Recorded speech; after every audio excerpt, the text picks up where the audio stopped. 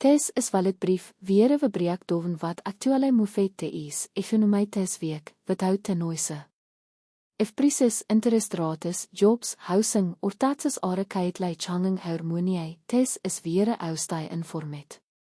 Let's get into wat really happened tes week, and wat het means voor our wallet. Offerte past several weeks, te is taxation has been steadily ramping up as millions of Americans begin filling their federal returns. Eerlei enthusiasm, filling volumes weer relatively moderate, with the money taxpayers waiting for key documents such as VTW's, investment forms, and mortgage statements before submitting their returns. Historically, this period in March is when the filling pace begins to accelerate. Tax professionals, software platforms, and the internal revenue service typically see as sharp increase in returns as households prepare ahead of the April filling deadline. This week, there is reported continued growth in the number of returns being submitted electronically, reflecting the broader shift toward digital tax filing over the past decade.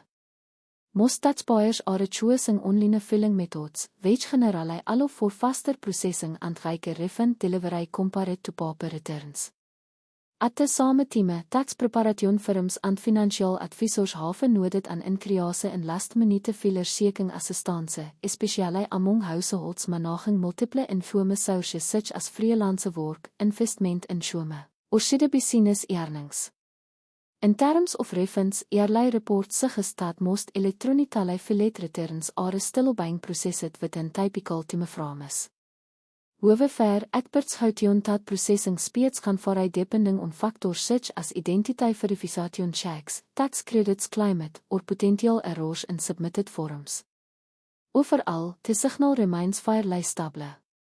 The tax system is processing returns at a steady pace, and electronic filing continues to dominate the process. For most taxpayers who file online interest direct deposit, refunds are still expected to arrive within the initial window, although individual cases might take longer. From a household perspective, tax refunds can play an important role in short-term financial planning. Many families rely on refunds to pay down credit card balances, build emergency savings, or to cover major expenses during the spring months. Financial planners often note that refunds can also serve as a reset moment for household budgets, particularly after the higher spending levels seen during the winter holiday season. There is also a broader economic angle to watch.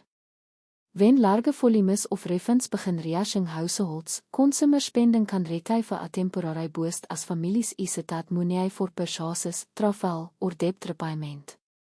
Keep an eye on news updates about return processing volumes and refund timelines as filling activities continues increasing through March.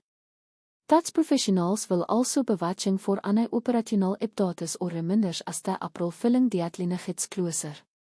For households that haven't filled uit, the coming weeks are typically the busiest part of the tax season. That's our validbrief for this week. Deze change stond always make jetlines, bid hij do change of match hou pai, save, and yarn. Wel bebach net week witte te updates dat matter. Until then, stay informed and protect our wallet.